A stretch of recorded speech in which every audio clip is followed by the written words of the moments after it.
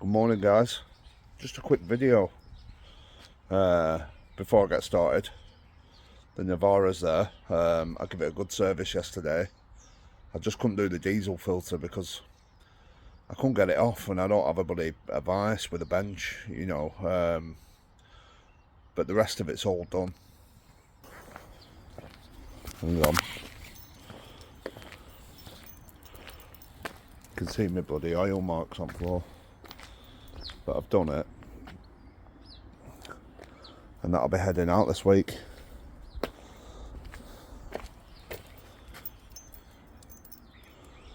All good. So just a quick one. I'm walking the dog, by the way. There she is. Valentine's Day yesterday, so I hope you all had a good day. Mashby. Look, she's got a little bow around her neck. Anyway, many of you probably won't know this, but I can't lift my arm. I've hurt my shoulder the other week in Mykolaiv, and for some reason I don't know what it is. It feels like it's partially dislocated. It's just not getting any better. But yeah, many of you might not know this, but yesterday there was actually a suicide bombing in Mykolaiv, which is home to well, it's our home basically, you know, Mykolaiv, Kherson. Some guy's gone into a bakery and blew himself up in a room full of humanitarian deminers. Now, obviously there's some fatalities there, but you know, some of these guys, from what I know, only just finished the training last week. Practically first week on the job. We don't know why. I mean, yeah, it's easy to blame Russia and pro-Russian, it could be, but what I'm saying from my experience is that it could be a possibility of all sorts of different things. Now, obviously, there's the Russian side of it, but people don't understand that in the south. I'm going to have to switch arms here, 1 second. 1 second, sorry. People don't understand that in the south there's a lot of discontent. A lot of people have been left out to dry, and there's a lot of extreme poverty and resentment, you know, because people have been left on their own, you know. There's a lot of people who survive, who rely on their land to live and work, and you know, it could be that. There's so many different options, but it's not something that's ever happened in Ukraine, as far as I'm aware. Sorry, I'm having to switch arms all the time, but yeah, it's very cold as well. It's not something that's ever happened in Ukraine, so you know, for a man to walk inside a bakery and blow himself up, you know, it's big news. Unfortunately, it's not on the world news, so you won't know about it. But yeah, it's very dangerous, and it's becoming a really, really dangerous place.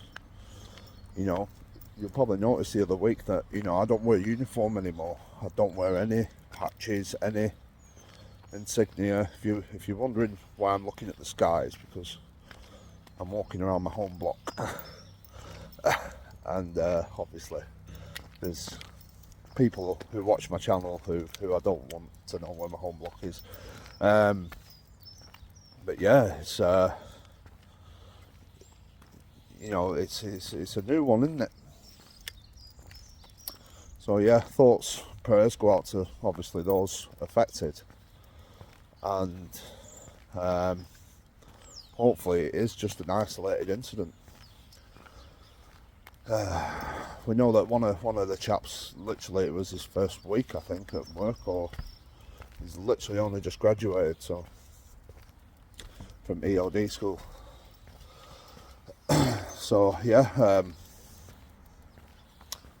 what's your thoughts on that? I think there's a lot of people in Ukraine now starting to also see Trump for what he is and what's going on. I mean, a few weeks ago, if you ask Ukrainians about Trump and stuff, I think a lot of them were quite positive about it, because they just thought, you know, there might be a change, something might change, you know, and there's no hiding the fact that the Biden administration and the West, not just Biden, you know, have really let Ukraine down in this conflict. You know, they have been fighting with one arm tied behind the back and doing it well. And unfortunately, recent developments have shown that Trump really is not going to be supporting Ukraine whatsoever. And obviously Ukrainians are starting to realise that. I've seen a few statuses this morning, you know, people who were probably the other week quite positive about Trump coming in, being really negative. Obviously there's all these minerals and stuff in the southeast that everyone's fighting over, and all the, let's just say, all the world parasites seem to be more interested in that, you know, but disguising it as peace and let's bring peace to Ukraine, but they're really actually only interested in the minerals. That's my personal opinion, you know, that's just me. So yeah, let me know your thoughts. Let me know your thoughts on the suicide bombing in Mykolaiv. And I'm just going to show you our new recovery truck. I'm just going to walk up to it now, so I'll just skip the video a bit, and I'll show you our new bike quickly. So there she is. She's able to carry 4x4s, and she's got a train towing weight of 8 tons. She wasn't cheap for what she is, but yeah, nice big powerful electric winch. It's got a sleeping area there. I'm not sure if I'll fit in that though. Anyone who's seen me in person will know that you know, I'm not the smallest guy in the room. Yeah. So we did a service on it yesterday, just a basic one, but I'm going to look at getting the timing belt done. I think there's not so much history with her, so yeah. So I don't know when that was last done. We had a spare key made yesterday. At the cost of £250, which was very cheap considering how much work went into that, because it wasn't a straightforward job, unfortunately. It's not been tracked very well, the recovery truck, by the looks of things, when we started digging into the engine and stuff yesterday.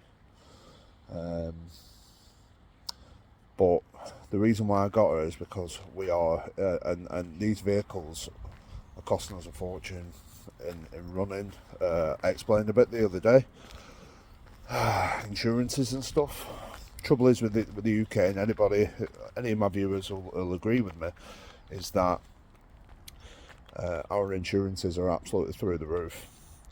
And just for me, just to pick a car up, it's costing between £150 and £200, depending on where it is in the country, and that's just insurance for one day or 48 hours or something. So yeah, the recovery truck was £4,700, which majority of it came out my own pocket. I was quite fortunate where I sold the business back in September, so I had a bit of money from that, and I've kind of put it into this now, into the truck. So hopefully we can just save a bit of money in the long run, and then, you know, if it doesn't work out, we'll always get our money back for it. That's how I'm looking at it. But in the meantime, it can save us quite a lot of money as well. I'll just give you a little example of what our requests are like when it comes to the cars. So we have brigades that request cars for like $3,000-4,000. Now, for that $3,000-4,000, I've got to find a car in the UK. I've got to travel to that car. The trains are not cheap here. I've got to insure it for the day to get it home. and then I've got to book a ferry, which is £210 minimum, and then I've got to pay for the fuel through Europe. I've got to pay for the hotels, depending on how long it takes, and then I've got to pay for the volunteer driver to get back to Poland, and I've got to pay for the volunteer driver to fly home. All in that budget, whilst trying to find a car that won't break down, that isn't in really poor condition, and yeah, it's very, very, very tight indeed. We've just got to pray that we don't break down. Unfortunately, Taras had a breakdown in Berlin the other day, which I told you about, and the Norwegians had a breakdown in Poland. So we've got a convoy leaving next week on Monday. Thanks to your donations, you really helped with that, by the way. I managed to book everyone's ferries and get people's flights booked home and stuff. So thank you, and I'll keep you updated about that. Have a good weekend. I hope you had a good Valentine's Day.